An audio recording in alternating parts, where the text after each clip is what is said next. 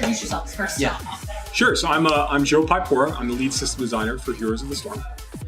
I'm Alex Klontzas. I'm a senior producer on the team for live design and live operations. Excellent. So I think the first thing we obviously want to talk about is Orphea. Orphea. She's our first hero coming in from the Nexus itself, not coming in from any of the other Blizzard franchises. And she's been set up in the comics and a little bit with where we've been headed with the stories in the Nexus. Yep. So can you tell us a little bit about the decision to break the mold, move outside the Nexus, and give it its own identity? Yeah, sure, I could jump in. So here's the Storm. When we started out initially with this game, we had all of our maps were set in these kind of core Nexus realms. So where that's Sky Temple, where that is why am I suddenly blanking on the name? The announcer? Luxoria. Like Luxoria, but honestly, like trying to find, we basically went back to these iconic characters that were the foundation of the Heroes experience. Characters that people would recognize from Cursed Hollow and Towers of Doom. We had the Raven Lord. We thought that was a really interesting character to kind of begin to explore. It was one that was really recognizable for most of our players. And we kind of wanted to go back to Raven Court and say, if we want to make a character from this realm, what would that character and personality sort of look like, right? Yeah, this entire year we've been kind of building out the lore of the Nexus. We wanted to make sure we bring in this identity of what is the Nexus and what is Heroes of the Storm as a game. So Orphea is kind of that culmination of all these efforts this entire year to kind of build that all out. And she's kind of like a labor of love from the entire team, because we really looked back and said, like Joe said, we've been introducing these original pieces of content. Even heroes like Lunara and Brightwing, they're kind of original heroes, but they're based on an existing archetype that people already know. But what if we could just do, we had free reign to do whatever we want to do? And, that's kind of how that journey started. All right, let's find out who is Orphea, what is her purpose, what is her, identity in the Nexus, and how does she function in the game as a hero? Excellent. And I think one thing I want to personally know is I think we're all going to have our eyes fixed on any new characters that are coming into these stories. We're definitely going to be looking at them saying, are these our new heroes coming down the road? Or, we still have Deathwing, so still looking for that. But let's get into talking about our gameplay. Sure. Is there anything different or unique that you guys had to develop? I know you said you're the systems designer, so as far as systems go, I noticed she has what seems most unique to me is the dash movement on her skill shot connections. It seems like it offers a lot of super high skill mobility and intensity in the gameplay, but also it's very skill based. It's not a protect. It's not a reflect. It's very much intentional. So, is that something you guys put in there? Did you have to develop any new systems to get that little dash in there? Or Not exactly. We had a lot of these techniques already built in place. Now, obviously, we have gameplay engineers that go through and kind of iterate upon these ideas and build out these systems for us to use, for the hero designers to use in the creation of these characters. But I going to your point about the mobility for Orphea. It's her Q ability, Shadow Waltz. When she lands that skill shot, that's what gives her that conditional mobility that allows her to kind of dash in a direction immediately after landing that shot. That is kind of critical to her, her almost dancer-like personality, right? Just gracefully moving through the battlefield and just savagely smashing enemies as she kind of goes about doing it. It's a really interesting take on a ranged assassin. So we're actually really excited about how that's going to perform in the game itself. Yeah, what I'm most fearful of, you'll see Rich play her, and it will look very good, and then all in Hero League will struggle to do the same. No matter what Rich plays, it's going to look broken. Right? But we were very careful when designing her. We wanted her to be very approachable because she's our first hero.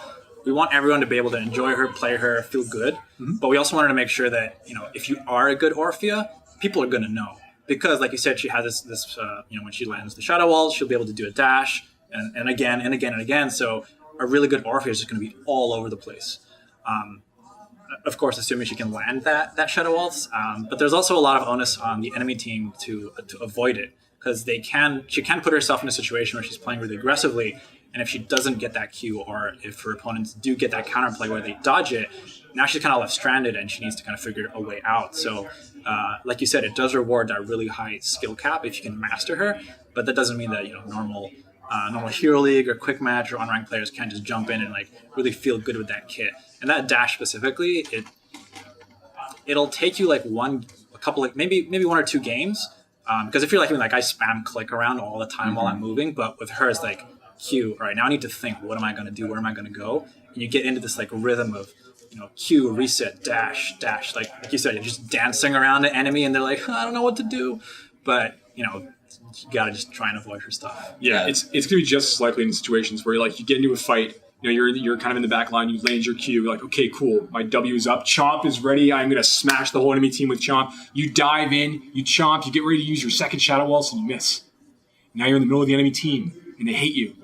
Like, get her! Yeah, exactly. So it's gonna be one of those situations where it's like everyone's had that situation when they play Li Ming, and you just teleport in the wrong position because you're trying to land a Q or a W as a follow up to get that reset to do something really cool, and you don't.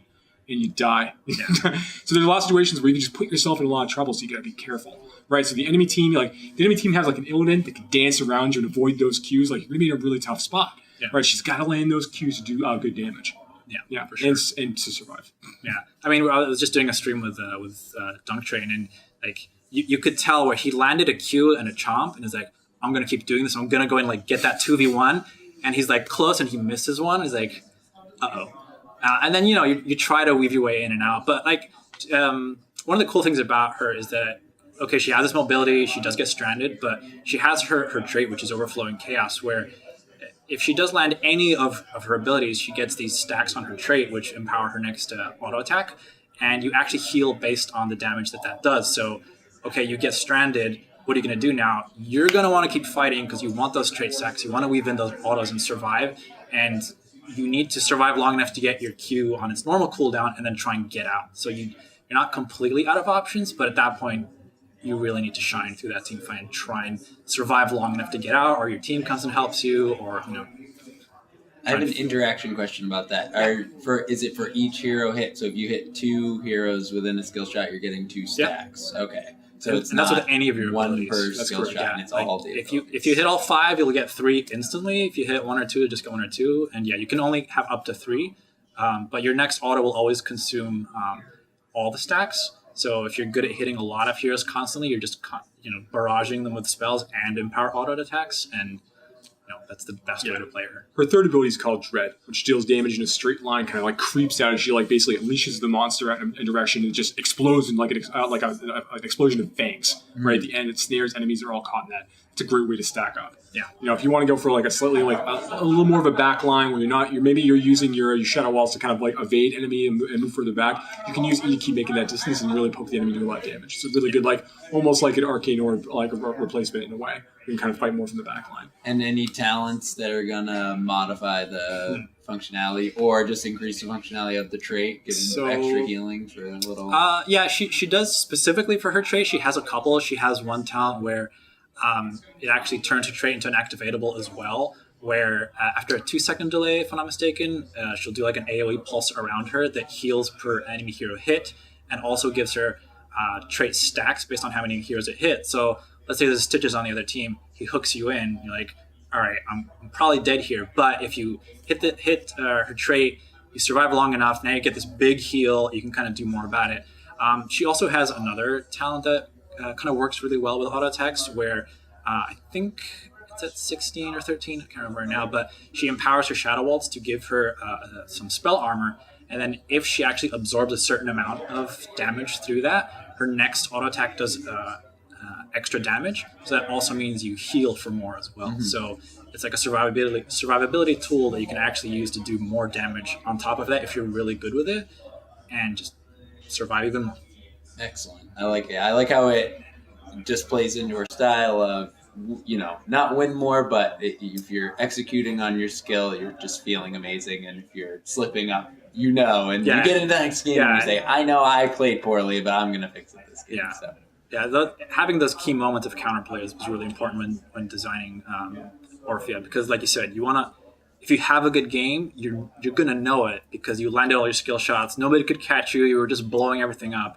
But if the enemy team outplays you or you have a poor game, you already know that you just need to step up your game. Yeah.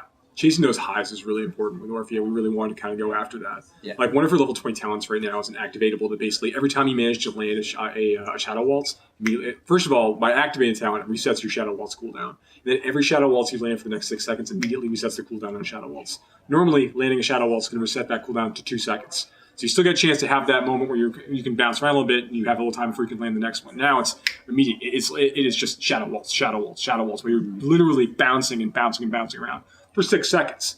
But it's up to you to see how far you can chase that, how far you can go. Min-max that. Yeah, and I mean, really good. and she has a variety of builds as well. Like if, depending on how you're feeling, or let's say you get drafted, or you're not, you're having a bad day, you're not landing those Qs, you can go down different paths with the talent builds. Yeah. Like if you really want to chase that, I'm a skill shot god, kind of like doing whatever I want to, you can empower her Shadow Waltz through her talent tree, and she does have abilities where like if you hit someone at the edge of the Shadow Waltz, it does extra damage. So if you're really good at keeping that perfect distance and resetting constantly, you're just going to be doing way more damage. You can also pick talents that make the reset even lower. So instead of being 2 seconds, it can be 1 second. And that's kind of the build where you're like, you're going to want to play really aggressive because the Q, like ultimately she's a mid-ranged mage, so she doesn't have a lot of range. She has to kind of be in your face, so you want to play aggressive. But if that's not your style, or you figured out, okay, it turns out I can't do these things because, I don't know, they picked something that doesn't really work very well against, then you can kind of go down more of the Dread build, where you are kind of throwing spells out at much more of a distance. You can make that spell better through a quest talent that she has, where the more you hit, the harder that'll end up hitting. And it also provides a bit more control because you can actually add the slow to the entire ability. Right now, what happens when you throw out that Dread is that it'll do damage in a line, then it'll erupt at the end, and it'll do damage and the slow. You can actually make it so that the path itself will also slow, so it does give you more protection because that's probably why you're going down that build. And obviously, you can also always mix and match, right? Like you can throw in a little Shadow Waltz, a couple of Dread talents, a couple of Chomp, and just customize your playstyle. And all that stuff is cool, right? Like landing E's and Q's is great. Yeah, it feels good. Yeah, it feels good. Yeah. But let's be honest. Okay, the real thing here is W. It is Chomp. So like we got traits where it's rather we have a quest where like landing your W on minions and killing them is going to increase the damage of that. Killing your enemy heroes with Chomp is going to increase the damage. You can really get that almost that Asmodan like feel, just like really empowering that W, really blowing up waves and enemy heroes. Just using that Q to dive in the enemy line and just really landing those Chomps do just a ton of damage. And I saw the one that adds it to the end of the Dread too. I was just watching That the was spotlight. feels That so good. that Surprise Chomp all of a looks sudden. so fun when it goes down a choke and then they try to run through it. Yeah, and you're then like, it's all right. A separate activatable Chomp only active from that. It's separate. Yes. Yeah, so it's a separate one. cooldown. It's a But separate it only cooldown. fires from the end of your Dread. And then you could Chomp from there and then Chomp. So you from could your Chomp, hero. and then the guy like manages to get away with you with 10% health, and then he walks that's into your Dread, and then you Chomp him again right at the gate or something. He walks the Dread, he avoids it, and he's like, all right, I'm good. And then it's like, no, Chomp. It's like a monster movie. Yeah, basically. Oh. Yeah, that was a really, really cool ability. It's very visceral and visual, and you're like, you need to avoid even more than you were before, so you're kind of never safe. Yeah, Orphea is just this ballerina, this like dancer-like character who is like kind of like lithe and like agile, and at the same time controlling this massive monstrous power within her and just unleashing it on enemies in like the most brutal ways imaginable. And it's really fun to see how that plays out in the Nexus against some of the heroes we have in game right now. Excellent. Okay, I have some other questions about the other changes. Mm-hmm. Little less exciting than Orphea, but exciting as far as how it's going to change the game, because I was reading these today, and How dare you? No, I'm just kidding. I mean, she's the most exciting. That's fair. But just reading these changes, I study the game pretty intently, and most specifically the experience changes and the way pushing is going to be playing out with the catapult and fort changes. So mostly my initial question is, do you think the XP changes are going to lengthen the game? I did see that the passive increase in XP, so that, yes, we'll be gaining levels faster, but do you think that offset is going to be enough to keep the game length around a similar length? Or is that something you intentionally did, try to increase the game length so that late game is more impactful as far as win conditions? So when it comes to the game length, that's not something that we're actually trying to change with these. Our focus this time with these changes is to actually make games more competitive. So while your game length should stay the same, what we want you to do is to actually stay in the fight from start to finish, and that's kind of what we're aiming to do with these changes. So, for example, specifically with the XP changes, where we've taken some of the XP out of the towers and entirely out of the forest, but instead we give you that strategic catapult every third minion wave. Ultimately, what that does for you is that it keeps team levels closer. And it actually gives each team more choices when it comes to how they approach the map. You know, if you have that catapult, hey, maybe I'm going to time this with a map objective. Maybe I'm going to pressure that lane more. Maybe I'm going to, take a merc camp at the same time. If you're on the other side, though, now you have to make choices of, do I go and deal with that catapult, which will actually also give me more experience because that lane is pushed out. And you have to also decide, do I go fight for that objective or do I give this one up? But one of the main takeaways from this, though, is that since the team levels are going to be closer, you're always going to have that option of, I want to fight right now, I'm going to go do that. Because right now, you might get into situations where the level disparity might be too much, so you're kind of stuck in this passive mode where you're like, I'm just going to soak experience until maybe I get a chance. You're kind of waiting for them to slip up. What we really want you to do with these changes is we want you to outplay your opponent. And you have that ability because your levels are close enough where that actually matters. Excellent. Let's see what else. The mercenary XP changes. I was reading those. I'm not sure if it was the language, but I just wanted some clarification there. So the amount of XP from capturing a mercenary camp is increased 100% from what's live currently, correct? Yeah. And then, what my question is about the defending, when you're clearing a merc camp that's pushing onto your fort, you're gaining the same amount of XP as the enemy team did when they took that camp? Is that correct? Yeah, so what happens right now in the game is if you capture a camp, you get experience. If you kill that camp in lane, though, you don't really get anything out of it, so the defending team kind of has to deal with it and get nothing out of it. Because of how we've shuffled experience, that also ties into your previous question about the passive XP. That's also meant to be a way of kind of keeping things in check. So, you got the merc camp, you got this good chunk of experience. If I choose to now go and defend it, okay, I may be losing, let's say I'm not contesting the objective, but I'm gaining experience from this merc camp, so I'm not as heavily penalized. So again, you have all these options of how do I want to deal with the map? Where do I want to get my experience from? Is it from this merc camp? Is it from the team fight? Is it from the catapult lane that's pushed in? And the trickle XP is also, or passive XP, I guess, is also a part of that, especially since we took out some of the experience from the front towers. We still want to keep the game moving forward and to keep the game length as well, like you said, reasonable.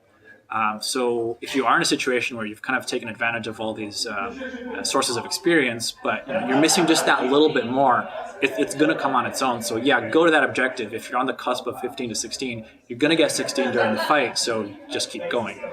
That's just how we've shuffled the experience around, essentially. And do you think that these changes could lead to people, feedback, possibly people saying that you outplay your opponent massively in the early game, but you don't get enough an advantage for it to feel good, to feel like you're winning? Or is that something that is not really showed up as far as in your play testing? Like you get so far ahead, you have your 20 kills to 2, and then you misstep, someone makes a misposition, gets picked off, and then all of a sudden you find yourself behind or losing the game. Is that something you have been keeping in mind as you develop these reworks? Yeah, I mean, like you said, we've been playtesting a whole bunch from start to finish. These changes have kept the games more competitive. There is no concern right now in terms of, you've outplayed them the entire game, then you slip up once and it's over. We never want that to be the case. We want the better team to win, right? There's this delicate balance of, okay, let's say you've been outplaying the opposing team for the entire game, but if you've kept yourself close enough through skillful play, macro, and you do win that team fight, it more than ever now it means you won because you played better.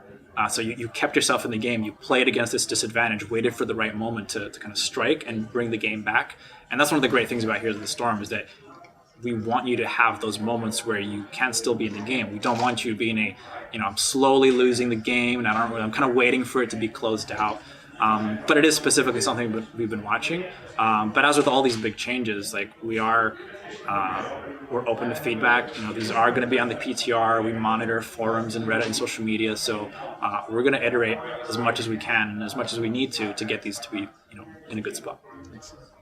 And finally, I just wanted to ask a little bit about the armor changes. I know the sort of design intention is all right there in what you guys wrote, but my real question is, this seems like it takes away a little bit from those heroes who are giving armor to somebody else. For example, Medic Safeguard is built right into her ability. Mm-hmm. Are there plans to tune and adjust previous armor abilities, maybe duration and values moving forward as far as this changes are sort of initial? Or we actually already have.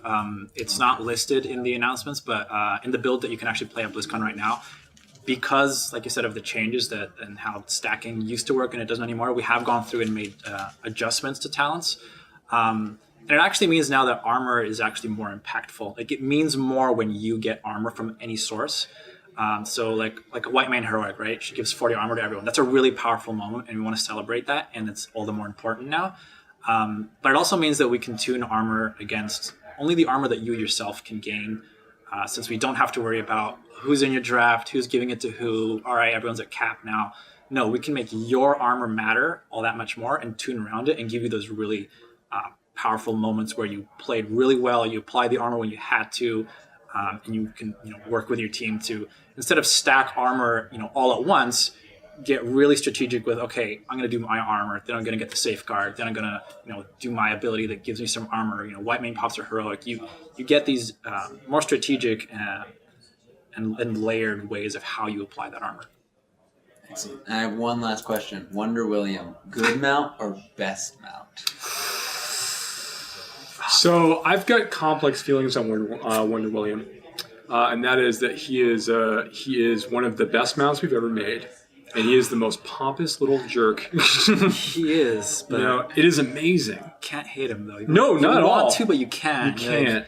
Yeah. It's like, I hate you. But he has gotten everything handed to him. He's the flip of the mane. You know what I mean? Yeah. No, it's great. Every time. Every time. No, it's fantastic.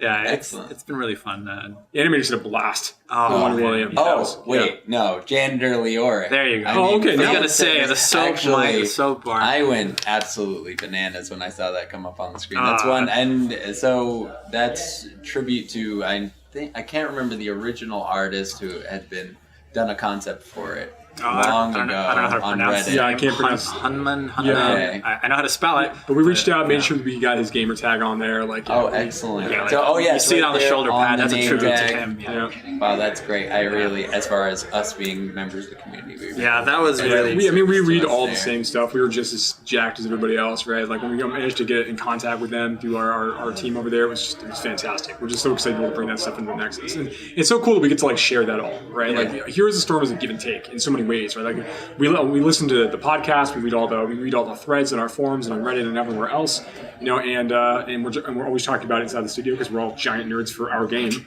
So it's cool to kind of have that give and take. Yeah, like you should. Are we out of time? Yeah. All right. Yeah. So sorry, I see a red line there. Yeah, like the concept came out and it was all over Reddit and forums, social media, and everyone's like, "Oh, this is so cool." And then internally we have these mailing lists where we share these cool community things, and we're like, that's really cool. Yeah, we should do something about that. Yeah, we should do that. It's pretty cool. Why did he think of it? Yeah. But yeah, I mean, like just said, we worked with him. We have the tribute on him. It was super fun working on that. Gave him the soap bar mounts, and we always love these little community tidbits whenever we can get them in there. It's also kind of how we have the I don't know if you noticed the cloak and announcer. Yes, I didn't realize it at first, but then I looked later and people were like, did you notice the watch that video again later. Yeah, there's a lot in there. He had a lot of fun recording his lines. I'm not going to spoil any of them, but if you do go on the show floor, you can actually pick it and play with it. Yeah. It's awesome. And yeah, it's always the best when, we have a lot of fun making that stuff, and we showcase it here, and you guys also react the same way we do when we first see it. We're like, it's going to be amazing. And then it is. And it's perfect. Well, I'm a Leo player, so oh, yeah. I'll be playing it. Thank you guys. Nice Appreciate it.